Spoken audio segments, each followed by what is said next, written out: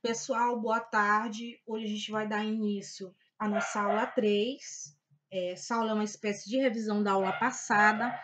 Por que eu optei em fazer em forma de vídeo? Porque eu sei que muitos de vocês têm muita dificuldade de leitura e também porque eu optei fazendo assim, porque eu acho que é uma forma mais didática da gente entender um assunto tão complexo que é o estudo das células, tá bom? Então, para a gente dar início à aula, a gente vai falar sobre as características gerais das células e suas estruturas. Vamos lá? Para a gente começar a falar de células, a gente tem que entender um ramo dentro da biologia que se chama citologia. O que é a citologia? A citologia é uma área que estuda a célula no que diz respeito à sua estrutura e seu funcionamento, pois as células elas são unidades básicas da vida presente em todos os seres vivos, exceto, pessoal, o vírus. A citologia ela investiga como as células elas são formadas, como as células funcionam, como as células se reproduzem, ajudando a entender desde o processo mais básico da vida até o desenvolvimento das doenças, certo? As principais áreas de estudo dentro da citologia é a estrutura celular, que a gente vai começar a ver hoje, que é a análise de diferentes partes de uma célula, como a membrana plasmática, o citoplasma e o núcleo. As funções celulares, o ciclo celular, as interações celulares. Vamos lá. O estudo da célula. Para a gente entender o estudo da célula, a gente tem que entender que tudo começou com a invenção do microscópio lá no final do século XVI. Essa invenção ela foi muito importante para entender diversos tipos de micro-organismos que não eram visíveis a olho nu. E realmente impulsionou muito a ciência, porque eles conseguiram descrever e observar diversos tipos de organismos unicelulares que os cientistas chamaram de animáculos. Então, a palavra célula, como está no slide, foi usada pela primeira vez em 1667 pelo inglês Robert Hooke. Com um microscópio muito simples, ele observou pedacinhos de cortiça, tecido vegetal morto.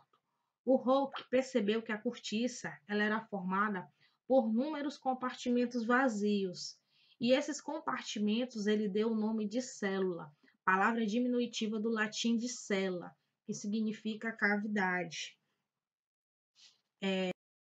Aí eu trouxe aqui dois tipos de microscópio. O microscópio, pessoal, é um tipo de equipamento usado, como eu falei, para observação de diversos tipos de vida, de organismos. E eles são formados por um tipo de lente muito potente, que forma a imagem do objeto usando feixes de luz, feixes de elétron, entre outras coisas. E o microscópio ele permite a formação de imagem em grande aumento através da interação, tá bom? E ele pode ser usado de diversas formas, tanto na biologia, tanto na física, quanto na análise de materiais. E ele é utilizado principalmente para observar as células, tanto vivas quanto mortas. Então, só a título de curiosidade, para você perceber, eu trouxe dois tipos de microscópio, tanto o óptico, que ele é o que a gente utiliza mais no dia a dia, o que a gente vê nos laboratórios de ciência, nas universidades, nas escolas, e o microscópio eletrônico, que aí já são de grandes laboratórios, é um equipamento de ponta, ou seja, um equipamento muito caro, o microscópio eletrônico. E só para você ter ideia da grandiosidade, por exemplo, o microscópio óptico, que a gente já tem uma grande riqueza de detalhes, ele dá o zoom de até 2.000 vezes. O microscópio eletrônico, que é o mais recente, o mais moderno, é até 100 milhões de vezes.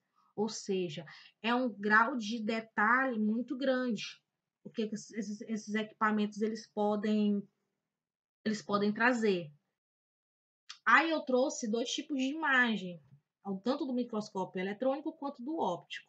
Nessas duas imagens aqui, são do microscópio eletrônico com um zoom de até 100 mil vezes, certo? Ou seja, não está nem toda a sua capacidade de aproximação. Aí, essa primeira imagem é do que a gente chama de uma bactéria chamada E. coli. Ela está ampliada 10 mil vezes. Se a gente puder observar, a imagem tem uma riqueza de detalhes muito grande, né? E essa bactéria, a E. coli, ela é encontrada no intestino dos animais, quando se consome uma carne mal cozida. E já na segunda imagem, do microscópio eletrônico, tem o piolho. Não sei se vocês sabem o que é um piolho, né? É um inseto, um tipo de parasita que causa muita coceira. Parasita porque se alimenta de uma ação parasitária que se alimenta de outra, ou seja, de outro ser, do sangue, tá bom? E as imagens do microscópio óptico não tem tanto uma resolução de detalhes quanto o eletrônico, mas ainda assim a gente consegue observar muita coisa, tá bom? Vou avançar. Existem também as formas das células. Todas essas células são observadas a partir de microscópio, não são visíveis a olho nu. Aí tem as diferentes formas, eu trouxe algumas. Tem as formas ovaladas do tecido epitelial ou do tecido da pele. Tem as discoides em forma de discos, que são as células hemácias, essa segunda imagem do sangue. Tem as fusiformes, células tipo alongadas. Tem células também em formato de estrela. Exemplos, neurônios que se encontram as nossas funções cognitivas, não é isso? Tem as bactérias, que são células formadas tipo bastonete, em forma de bastão. E tem as cocos, as bactérias, que são formadas em tipos de uma bola, uma esfera mesmo. Aí, para a gente dando continuidade, eu trouxe aqui quanto ao número de células que existem nos seres vivos e como elas podem ser. Para a gente começar nosso estudo, existem dois tipos. Quanto ao número de células, a gente pode classificar em dois tipos. São aquelas que a gente encontra em seres unicelulares, ou seja, seres vivos formados por uma única célula. Exemplo, professora, uma bactéria, pode ocorrer de encontrar só uma célula nesse organismo. Cianobactérias, uma única célula. Algas unicelulares, alguns tipos de fungos e alguns tipos de protozoários. Existem também os seres pluricelulares, ou seja, formado por muitas células. Nós, seres humanos, somos exemplos de seres pluricelulares. Animais, as plantas também, os fungos, os protozoários e as algas pluricelulares. Aí eu trouxe aqui um quadrinho aqui no cantinho que explica exatamente o que a gente está falando. Os seres unicelulares e os seres pluricelulares. Uni significa único, uma única célula. E pluri significa para o latim várias células. Unicelulares, alga, protozoários, hongos, bactérias. Seres pluris, animais, como tucano, uma árvore, uma flor, uma planta, uma onça, até mesmo uma formiga. Certo? E para a gente finalizando aqui nossa aula, eu trouxe a estrutura básica de uma célula e sua classificação. Olha, pessoal, é muito comum dizer que a célula é composta por 3 partes. Vários livros, várias atividades, se vocês forem buscar na internet, vai dizer que a célula tem 3 partes básicas, que é a membrana plasmática, o citoplasma e o núcleo. Só vamos observar assim, se você pegar um ovo, é o melhor exemplo da gente tentar entender como é formada uma célula. Tem a membrana, que protege o ovo, tem o citoplasma, que é a clara do ovo, e o núcleo, que é a gema, certo? Então, é muito comum a gente encontrar esse tipo de 3 partes no livro: membrana plasmática, citoplasma e o núcleo. Essa informação, ela, no entanto, ela é incorreta quando a gente analisa realmente alguns tipos de célula. Por quê? Porque todas as células possuem membrana plasmática e o citoplasma. Mas o núcleo não vai estar em todas as células. O núcleo, ele não existe nas células procariontes. Nesse tipo celular, o material genético, ele é disperso. Ele não é encontrado só no núcleo, ele está em outras partes das células, tá bom? Assim sendo, quando a gente começar a analisar na próxima aula a estrutura básica de uma célula, a gente pode classificar em procarionte e eucarionte. Células procariontes são aquelas que não possuem núcleo definido. Procariontes são aquelas que não possuem um núcleo definido.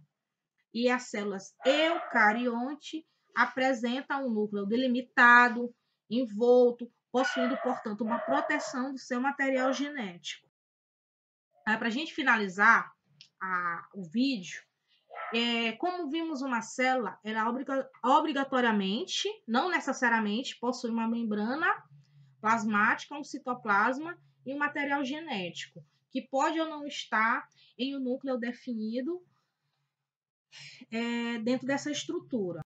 A membrana, pessoal, essa parte aqui externa, nas duas imagens, ela é formada por uma camada de proteína, tá bom? Essa membrana, ela proporciona a seleção de substâncias que saem e entram da célula. É como se fosse uma capa de permeabilidade protetora. Ela vai selecionar tudo que vai entrar e tudo que a célula vai receber, entre proteína, entre outras coisas que a gente vai estudar mais lá na frente. O citoplasma, que é essa região da parte interna, é uma região que abriga o núcleo. É como se fosse a parte de fluido que abriga o núcleo, que é formado basicamente de água, mas apresenta também proteína e carboidrato. É o espaço entre essas organelas que é chamado de citossol, tá bom?